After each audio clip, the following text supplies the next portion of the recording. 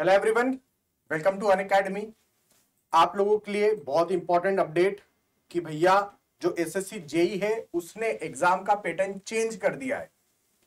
जी sir बताया, वो कल हम आपका वीडियो देख चुके हैं। तो जितने भी स्टूडेंट्स ये बात को जानते हैं बहुत अच्छी बात है, और जिनको नहीं पता चला है अभी तक वो लोग मेरा कल वाला वीडियो जरूर देख लें। मैंने GATE academy civil mechanical channel पर एक सेशन लिया था जिसके अंदर क्या बिग चेंजेस हुए हैं एसएससी जेई की तरफ से एग्जाम पैटर्न को लेकर, उसके बारे में मैंने पूरी जानकारी दी थी। अब वो जानकारी मैं थोड़ा सा अभी फिर से आप लोगों के बीच में यहां पर रख रहा हूं कि क्या चेंजेस हुआ है हमारे पास में क्या चेंजेस हुआ है। पहले तो देखो, पेपर वन की यदि अपन थोड़ी सी बात करें तो आपका जो पेपर वन है वो जैसा होता था वैसे ही होगा। मतलब टोटल 200 क्वेश्चंस आते थे तो वो आएंगे, 200 मार्क्स के लिए आते थे तो वो 200 मार्क्स के लिए ही आएंगे। 1/3 की नेगेटिव मार्किंग यहां पर हो चुकी है। ठीक है, नेगेटिव मार्किंग 1/3 की हो चुकी है। पहले कितने की थी? 1/4 की थी। तो इससे आपका फायदा हुआ या नुकसान? अरे भैया इससे नुकसान हुआ है। पहले 1/4 की थी, मतलब पहले 0.25 माइनस होते थे आपके मार्क्स गलत क्वेश्चन करने पर, लेकिन अब 0.33 का माइनस होगा। Are you getting my point? तो इसको ध्यान रखना। तो आपका नुकसान हो गया नेगेटिव मार्किंग को लेकर। अगली बात कौन सी वाली कि भैया 200 क्वेश्चन रहेंगे, 200 मार्क्स के रहेंगे और इतना नेगेटिव मार्किंग रहेगा हर एक क्वेश्चन के लिए यदि जो गलत करके आते हो। अब यदि इन 200 क्वेश्चंस की बात करें तो इन 200 क्वेश्चंस में से आपके 100 क्वेश्चन टेक्निकल रहेंगे और 100 क्वेश्चन नॉन टेक्निकल रहेंगे, ये भी अपने को पता है। तो पेपर वन में कोई चेंज नहीं हुआ है, उसको लेकर निश्चिंत रहिए आप लोग।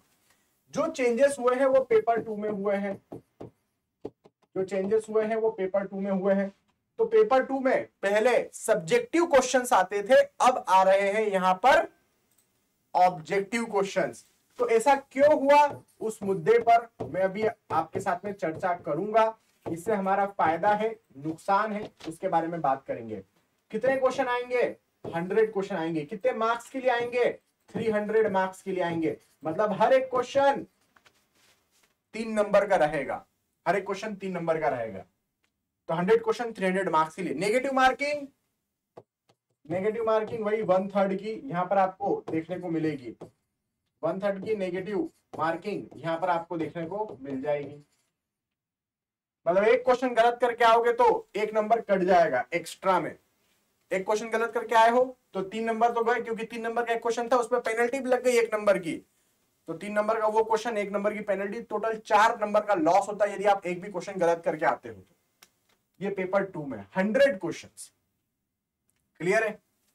अब यहां पर आप देखिए, जो हमारा आज का वीडियो का मेन डिस्कशन है, जो टाइटल है वो है paper one objective, paper two objective. दोनों की तैयारी सही से हो जाएगी यदि आप जो मैं चीज बता रहा हूं उसको ईमानदारी से फॉलो करेंगे। तो क्या चीज मैं बता रहा हूं? जो चीज मैं बताऊंगा वो मैं बाद में बताऊंगा। पहले मैं नई चीज आपको बता रहा हूं कि ऐसा क्यों किया गया होगा कि पेपर टू को सब्जेक्टिव से ऑब्जेक्टिव बना दिया गया। अब ध्यान से सुनिएगा। क्या हो रहा था कि भैया जब ओल्ड पैटर्न पर यदि हम ओल्ड पैटर्न पर बात करें, ये ओल्ड पैटर्न पेपर टू में कितने क्वेश्चन आते थे? 6, 7, बस मान लो 7 क्वेश्चन आते थे। उसमें से एक एक्स्ट्रा होता था, बोल देते थे कि भैया सॉल्व एनी 6। 7 क्वेश्चन देते थे, वो बोलते थे कि सॉल्व एनी 6। 50-50 नंबर का एक एक क्वेश्चन रखते थे। 300 नंबर का पेपर होता था। यहां पर आप देखेंगे तो क्या हो रहा है यहां पर? पहले मात्र वो लोग 6 क्वेश्चन ही आप लोगों के लिए फ्रेम कर पाते थे। 6 क्वेश्चन 7 क्वेश्चन लिखूं वही आप लोगों के लिए फ्रेम कर पाते थे। मतलब वो कंस्ट्रेन हो चुके थे कि यार स्ट्रक्चर एनालिसिस से एक ही क्वेश्चन डालना है। अब स्ट्रक्चर एनालिसिस में बहुत सारे टॉपिक्स हैं। The most famous method moment distribution method, बस वही उठा के डाल दे आए हैं आज तक, वही उठा के डाल देते थे हमेशा। कंस्ट्रेन हो गए थे, वो ट्रस्ट से ज्यादा क्वेश्चन नहीं डाल पा रहे थे। 3-4 साल में एक बार डाल दिया तो डाल दिया, ऐसा हो रहा था।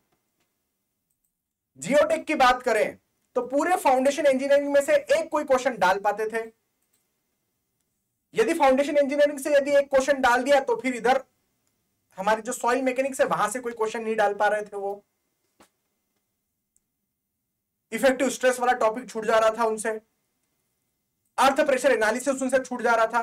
तो उनको एक ही क्वेश्चन डालने का मौका मिलता था हर एक सब्जेक्ट में से। कई बार तो ऐसा होता था कि कई सब्जेक्ट छूट जाते थे, इरिगेशन हाइड्रोलॉजी से तो आ ही नहीं पाते थे क्वेश्चन, ऐसा हो जाता था। मेंस में इरिगेशन हाइड्रोलॉजी से क्वेश्चन ही नहीं आ रहे, ऐसा हो जाता था भैया। तो ये तो बड़ी चिंता का विषय हुआ उन लोगों के लिए कि यार 6 क्वेश्चन डालना है। सब्जेक्ट हमारे पास में 12 है, कोई ना कोई सा सब्जेक्ट तो छूट ही जाएगा जिसको हम कवर ही नहीं कर पाएंगे इस पेपर में। इस प्रॉब्लम को उन्होंने बहुत गहराई से लिया और फिर उन्होंने क्या किया, एक न्यू पैटर्न बना दिया। तो उसमें लिमिटेड सब्जेक्ट्स यहां पर कवर हो रहे थे। इस 6 क्वेश्चन के अंदर लिमिटेड सब्जेक्ट्स ही वो लोग कवर कर पा रहे थे। इवन जो भी सब्जेक्ट वो लेना चाहते थे, जैसे फॉर एग्जांपल वो लोग जियोटेक लेना चाहते थे, तो जियोटेक में भी वेराइटी ऑफ टॉपिक्स है, लेकिन वो कंस्ट्रेंट हो गए थे कि डालना तो सिर्फ एक ही क्वेश्चन डालना है। तो चलो इस साल फाउंडेशन इंजीनियरिंग डालो, अगले साल चलो सॉइल क्लासिफिकेशन डालो। तो वो कंस्ट्रेंट हो गए थे, वो चाहकर भी एक ही सब्जेक्ट से 2 या 3 क्वेश्चन नहीं डाल पा रहे थे। तो लिमिटेड सब्जेक्ट्स पर वो कंस्ट्रेंट हो चुके थे। लिमिटेड टॉपिक्स, कोई भी सब्जेक्ट यदि वो उठाते थे तो उसमें भी वो एक ही टॉपिक के क्वेश्चन डाल सकते थे, क्योंकि नंबर ऑफ क्वेश्चन वो बढ़ा नहीं सकते। वो भले सब पार्ट्स बनाते जरूर थे, लेकिन फिर भी कहीं ना कहीं लिमिटेड टॉपिक्स ही उनके पास हमको देखने को मिलते थे। तो लिमिटेड सब्जेक्ट से क्वेश्चन बन पाते थे, उन सब्जेक्ट्स में भी से भी लिमिटेड टॉपिक्स पर ही क्वेश्चन बन पाते थे। तो बहुत चिंता का विषय था उन लोगों के लिए। तो उन्होंने एक नया स्टाइल खोज निकाला, क्या करना है, पेपर 2 को भी ऑब्जेक्टिव कर दो। तो उन्होंने न्यू पैटर्न आप लोगों के बीच में यहां पर इंट्रोड्यूस कर दिया और लिख दिया कि भैया आपका जो पेपर 2 है इसको भी आप क्या कर दो, ऑब्जेक्टिव कर दो। तो ये थे आपके 6 क्वेश्चन सब्जेक्टिव। अब से क्या होगा, अब आपके पास आ जाएंगे 6 की जगह 100 क्वेश्चंस। लो भैया 100 क्वेश्चंस, और ये अब क्या हो जाएंगे आपके ऑब्जेक्टिव। इससे उनका क्या फायदा हुआ, एक वाइड रेंज मिल गई उनको।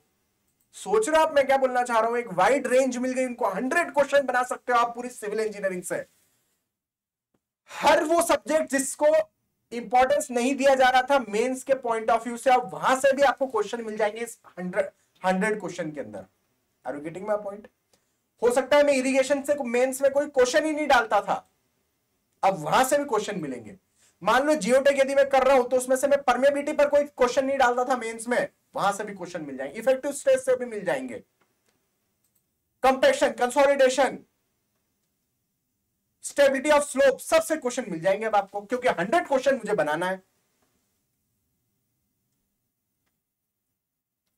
किनेमेटिक इंडिटरमिनेसी से क्वेश्चन मिल जाएंगे, टॉर्शन से क्वेश्चन मिल जाएंगे, बेंडिंग से क्वेश्चन मिल जाएंगे, कॉलम थ्योरी ऑफ कॉलम से, थ्योरी ऑफ फेलियर से, सबसे क्वेश्चन मिल जाएंगे अब, क्योंकि मेरे पास में 100 क्वेश्चन बनाने की ताकत आ चुकी है यहां पर। तो मैं वाइड रेंज कवर करूंगा पूरी सिविल इंजीनियरिंग का, हर एक टॉपिक को कवर करूंगा जिसको मैं यहां डाल नहीं पा रहा था। ये बात समझ में आ रही है? क्वेश्चन का जो लेवल होगा वो प्री के क्वेश्चंस के लेवल से थोड़ा सा ऊपर रखा जाएगा, ये आप बहुत अच्छी तरीके से समझते हैं, क्योंकि ये मेंस है। क्या इनका क्वेश्चन का लेवल गेट के लेवल का होगा? यदि आप ऐसा सोच रहे हैं तो गलत सोच रहे हैं, गेट के लेवल का नहीं होगा। लेकिन हाँ, ये मैं जरूर बोल सकता हूं कि इंजीनियरिंग सर्विसेज के लेवल के तो हो रहेंगे, और साथ ही साथ गेट में जो 1 मार्क के ऑब्जेक्टिव आते हैं उसके लेवल के ये क्वेश्चन हो सकते हैं। गेट में जो 1 मार्क के ऑब्जेक्टिव आते हैं उसके लेवल के ये क्वेश्चन हो सकते हैं। अब यहां पर उनको मिल गया एक wide range, variety of question डालने के लिए वाइड रेंज उनको मिल गया। यहां पर वेराइटी ऑफ क्वेश्चंस यहां पर आपको दिए जाएंगे। ऑल सब्जेक्ट्स अब आपके यहां पर कवर हो जाएंगे। समझ में आ रहा है? तो ये सब चीजें आप लोगों को देखना पड़ेगी। ये सब चीजें आप लोगों को यहाँ पर वेराइटी ऑफ क्वेश्चंस नहीं, वाइड रेंज ऑफ सिलेबस वो कवर कर पाएंगे। वाइड रेंज ऑफ सिलेबस वो लोग कवर कर पाएंगे यहाँ पर ऑल सब्जेक्ट्स से। तो ये उनका दिमाग था जो उन्होंने यहां पर लगाया, ऐसा मुझे लग रहा है, और ये सच्चाई भी है कुछ हद तक, ऐसा मेरे सुनने में आया है। अब हमको न्यू पैटर्न के बारे में सोचना होगा। तो न्यू पैटर्न से डरने की कोई जरूरत नहीं है। यदि आपने पढ़ाई कर रखी है तो चाहे ओल्ड पैटर्न हो चाहे न्यू पैटर्न हो, हम अच्छा स्कोर कर पाएंगे, कोई दिक्कत वाली बात नहीं होगी। एक बात। दूसरी बात, यहां पर 2 घंटे का ही समय है। 2 घंटे में आप लोगों को सॉल्व करने हैं लगभग 100 क्वेश्चन। तो चिंता मत करो, आराम से हो जाएंगे 2 घंटे में 100 क्वेश्चन। मतलब बहुत ज्यादा लेंदी भी नहीं रहेंगे। कैलकुलेटर का सुविधा आपको दिया जाएगा ताकि आप कैलकुलेशन कर सके, कैलकुलेटर की सुविधा है इसमें। चलिए, ये बात समझ में आ गया सर।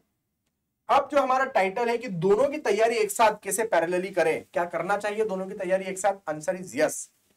यदि कोई स्टूडेंट ऐसा सोच रहा है कि दोनों की तैयारी में एक साथ ना करूं, यदि कोई बच्चा ऐसा सोच रहा है कि मैं दोनों की तैयारी एक साथ ना करूं, तो वो गलत सोच रहा है। ऐसा नहीं करना आपने को, दोनों की तैयारी एक साथ करिए, क्योंकि प्री के बाद जब मेंस का पेपर होता है तो इन दोनों एग्जाम्स के बीच में ज्यादा गैप नहीं होता है। तो आप 2 महीने 3 महीने का गैप होता है, तो उस पीरियड में पूरा सिविल इंजीनियरिंग मेंस के हिसाब से नहीं पढ़ पाते हैं। इसलिए जब भी आप शुरू करते हैं अपनी पढ़ाई इस एग्जाम के लिए, तो प्री और मेंस दोनों को साथ साथ चलाओ। अब दोनों को साथ साथ चलाना है तो आपको क्या स्टाइल होना चाहिए पढ़ने का? तो आप एक जो भी टॉपिक उठाते हैं किसी सब्जेक्ट का, उसको कंप्लीट करो, उसकी थ्योरी, उसका कंटेंट रेडी करो, उस पर बेस्ड क्वेश्चन लगाओ। एसएससी जेई प्री के तो क्वेश्चन देखते के साथ हो जाएंगे यदि आपने ईमानदारी से अच्छे लेवल पर थ्योरी कंटेंट पढ़ रखा है तो। खत्म प्री के क्वेश्चन, पीवाईक्यूज। अब गेट के 1 नंबर वाले क्वेश्चन आप लगा लो और कुछ इंजीनियरिंग सर्विसेज के भी क्वेश्चन लगा लो, तो आपके ये मेंस के भी साथ साथ में प्रोसेस आगे चलती चली जाएगी। इससे जो आपको कॉन्फिडेंस मिलेगा ना, उसकी कोई सीमा नहीं होगी, उसकी कोई सीमा नहीं होगी, वो अपार होगा। तो ये बहुत अच्छा किया है, इस डिसीजन को आपको अपनाना चाहिए। क्या हो रहा था कि वो आपके पूरे नॉलेज को चेक नहीं कर पा रहे थे, वो लिमिटेड नॉलेज को चेक कर पा रहे थे कि आपको वाइड रेंज ऑफ सब्जेक्ट्स का नॉलेज है या नहीं। लिमिटेड क्वेश्चन के साथ में लिमिटेड चीजें चेक कर पा रहे थे। लेकिन मेंस की अपनी अलग बात होती है, इसमें भी दो राय नहीं है। मेंस में और डीप में चीजें आती है तो उसकी कंपैरिजन नहीं किया जा सकता। लेकिन जो अभी हुआ है वो भी हमको अपनाना होगा, और अच्छा हुआ है। जो भी होता है अच्छे के लिए होता है, कहीं ना कहीं इसमें भी आपका फायदा छुपा होगा। अब दोनों की तैयारी साथ साथ करते हैं हम, वेराइटी ऑफ क्वेश्चन दोनों को साथ साथ लगाते हैं। जब आप थ्योरी कंटेंट ईमानदारी से पढ़ते ना, तो यकीन मानिए आपका पेपर 1 पेपर 2 दोनों साथ साथ हो जाता है। आप लोगों को वो ऊपर ऊपर नहीं पढ़ना है कि भैया जैसे फॉर एग्जांपल यदि मैं कोई चीज पकड़ूं, हाँ जैसे मैंने ये पकड़ा कि मान लो मैं जियोटेक पढ़ाता हूं, तो मान लो मैंने शेयर स्ट्रेंथ के टेस्ट पकड़े। तो मैं क्या देखता हूं कि एक डायरेक्ट शेयर टेस्ट होता है, एक ट्राइक्सियल टेस्ट होता है। प्री के हिसाब से बच्चे क्या पढ़ लेते हैं? Direct shear test. अच्छा, डायरेक्ट शेयर टेस्ट है, एक मशीन होगी, उसमें सॉइल डालना है, फलाना करना है, हमको क्या मिलता है? शेयर स्ट्रेंथ मिलती है। तो बच्चों को इतना याद होता है कि direct shear test is used for shear strength, is used to determine the shear strength of soil. Triaxial में अच्छा, डायरेक्ट शेयर टेस्ट के कुछ लिमिटेशन भी होते हैं, वो उनको पता ही नहीं होते हैं, जैसे क्वेश्चन बन जाते हैं लिमिटेशन पर भी। अब ट्राइक्सियल टेस्ट पर आ जाते हैं, तो ट्राइक्सियल टेस्ट में वो लोग क्या पढ़ लेते हैं? वो एक इक्वेशन पढ़ लेते हैं, sigma 1 equal to sigma 3 10 square 45 plus 5/2 plus 2c 10 45 plus 5/2। Stress की जो इक्वेशन है हमारी, फेलियर एनवेलप। अब जब ये पढ़ लेते हैं इक्वेशन, उसके पीछे की उनको लॉजिक ही पता नहीं होता कि ट्राइक्सियल टेस्ट जो है वो 2 स्टेजेस में होना चाहिए, कब वॉल ओपन रखना है, कब वॉल क्लोज रखना है, कब कंसोलिडेशन अलाउ करना है, कब कंसोलिडेशन अलाउ नहीं करना है, स्केम्पटन पोर प्रेशर पैरामीटर्स क्या होते हैं, इनको कैसे निकाला जाता है। ये सब पढ़ते नहीं है, बस ऊपर ऊपर पढ़ लेते हैं कि टेस्ट परफॉर्म करना है, तो ट्रैक्शन मशीन में कौन कौन से टेस्ट हो सकते हैं? सीडी टेस्ट हो सकता है, रट लेते हैं, सीडी हो सकता है, सीयू हो सकता है, यूयू हो सकता है। कौन सा नहीं हो सकता? यूडी नहीं हो सकता, अनकंसोलिडेटेड ड्रेन नहीं हो सकता। ये पढ़ डाला, रट डाला, खत्म। अरे ये टेस्ट कैसे हुए ये आपको जानना पड़ेगा, तब जाके आप मेंस अटेंड कर पाएंगे अब यहाँ का, नहीं तो नहीं होगा आपसे। तो जवाब सीधा हिसाब है, प्री और मेंस की दोनों की तैयारी एक साथ करिए। करने का कोई अलग रूल नहीं है, कोई रामबाण नहीं है, सिर्फ एक ही रामबाण है, वो है आप ईमानदारी से कंटेंट पढ़िए। Forget about the questions, PYQs and all, वो तो बाद में आएंगे, पहले आपका थ्योरी कंटेंट आएगा। वो यदि आपने ईमानदारी से रेडी कर लिया, पेपर 1 के क्वेश्चन हो या चाहे पेपर 2 के क्वेश्चन हो, दोनों आपसे अच्छे लेवल पर बन जाएंगे, चिंता मत करिए। अनअकैडमी की हम बात करें, आप प्रिपरेशन करना चाहते हैं, अनअकैडमी हर बार आप लोगों के लिए कुछ ना कुछ सस्ता और कुछ ना कुछ अच्छा लेकर आया है। फिर से यहां पर अनअकैडमी आप लोगों को दे रहा है एक बढ़िया सा कोर्स, अनअकैडमी यहां पर आपके लिए लेकर आया है। देखो ये पुराने हमारे बच्चे जिन्होंने अच्छे अच्छे डिपार्टमेंट्स ले रखे हैं, सीपीडब्ल्यूडी, बीआरओ, एमईएस, है ना, फरक्का बैरेज प्रोजेक्ट, सब में हमारे बच्चे हैं। यहां पर आप देखेंगे तो अभी 25% का सीधा सीधा ऑफ आपको दिया जा रहा है एसएससी जेई के कोर्स पर, और 4 महीने का एक्स्ट्रा वैलिडिटी भी दे रहे हैं, ताकि आप लोग यदि पढ़ना चाहें मेंस के हिसाब से तो वो भी पढ़ सकें। तो 12 महीने का कोर्स लेंगे तो 2 महीने की एक्स्ट्रा वैलिडिटी, 24 महीने का कोर्स लेंगे तो 4 महीने की एक्स्ट्रा वैलिडिटी आपको मिलेगा। मात्र 8,000 रुपए में और मात्र लगभग 11,000 रुपए में आप ले सकते हैं। कोड आपको लगाना होगा, इसके लिए कोड क्या लगेगा, इसमें हमारा कोड लगेगा यहाँ पर, और वो लगेगा GA1111। ये कोड आप डाल देना, रेफरल कोड का ऑप्शन आएगा, है ना। फिर से मैं एक बार लिखता हूँ, G कैपिटल में लिखना, A कैपिटल में लिखना, 1111। ये कोड लगाओ और कोर्स बुक करो, आपको एकदम लोएस्ट प्राइस में कोर्स मिल जाएगा। इंडिया के सभी जाने माने चेहरे, टॉप एजुकेटर्स यहाँ पर आपको प्रोवाइड किए जा रहे हैं पढ़ाने के लिए। जो मेजर चेंजेस हुए हैं आपके मेंस पेपर में, पेपर 2 में, उसको कंप्यूटर बेस्ड बना दिया गया है, जैसा कि मैं आपको बता चुका हूं, ठीक है। फिर इसी के साथ हम आपको AI, airport authority of India के लिए भी कोर्स प्रोवाइड कर रहे हैं, लिमिटेड अमाउंट पे, मात्र 3,000 रुपए में। तो आप चाहें तो वो भी विजिट करके अनअकैडमी से बाय कर सकते हैं। 237 वैकेंसी है, 237 वैकेंसीज हमारे पास में है, और इसमें जो सैलरी मिल रहा है वो भी काफी अच्छा है, लगभग 1,40,000 तक का आपको सैलरी मिल रहा है। तो ये एआई के टीचर्स से जो आपको कोर्स पढ़ा रहे होंगे, इसमें भी मैं बोलूंगा कि आप कोई सा भी कोर्स बुक करो, आप कोड लगा सकते हैं GA1111, ठीक है, और आप लोग अपना कोर्स बुक कर सकते हैं। ये एसएससी जेई अभी 27 जुलाई से ही नया बैच चालू हुआ, मतलब कल से ही, उसमें भी आप एनरोलमेंट ले सकते हैं। पुराने जितने सब्जेक्ट्स है सब रिकॉर्डेड फॉर्म में आपको मिल जाएंगे। आप मेरी क्लास अटेंड करना चाहते हो तो मेरे 3 सब्जेक्ट्स अभी पैरेलली चल रहे हैं। सुबह 8 बजे मेरा चल रहा है जियोटेक, सॉरी सुबह 8 बजे क्या चल रहा है, आरसीसी। उसके बाद 10:30 बजे मेरा फाउंडेशन इंजीनियरिंग जियोटेक का पार्ट 2, और शाम को 6:30 बजे मेरा चल रहा है स्ट्रक्चर एनालिसिस। तो मेरे 3 सब्जेक्ट डेली बेसिस पे तीनों रनिंग है पैरेलली, तो आप अटेंड कर सकते हैं। इसी के साथ ये 2 सब्जेक्ट भी चल रहे हैं, आप देख सकते हैं। अभी नया बैच चालू हुआ है, नए बैच में आप एनरोलमेंट ले सकते हैं। कौन कौन से एजुकेटर क्या कब कब पढ़ाने रहेंगे उसका शेड्यूल यहाँ पर आपको दिख रहा है, ये आप देख सकते हैं। आपका सिलेबस एंड कराना है ना, तो आराम से आप पढ़िए, रिकॉर्डेड फॉर्म में पढ़िए, एंजॉय करिए, मस्त टाइप से रहिए, खुश रहिए, ठीक है। तो ये हो गया हमारी तरफ से एक छोटा सा इनपुट कि कैसे हम लोग पेपर 1 पेपर 2 की तैयारी एक साथ कर सकते हैं।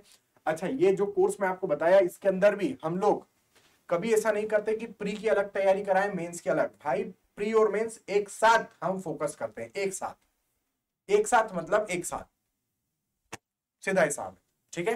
तो आज की वीडियो में इतना ही, मिलेंगे नेक्स्ट वीडियो में, तब तक के लिए bye bye, take care, all the very best.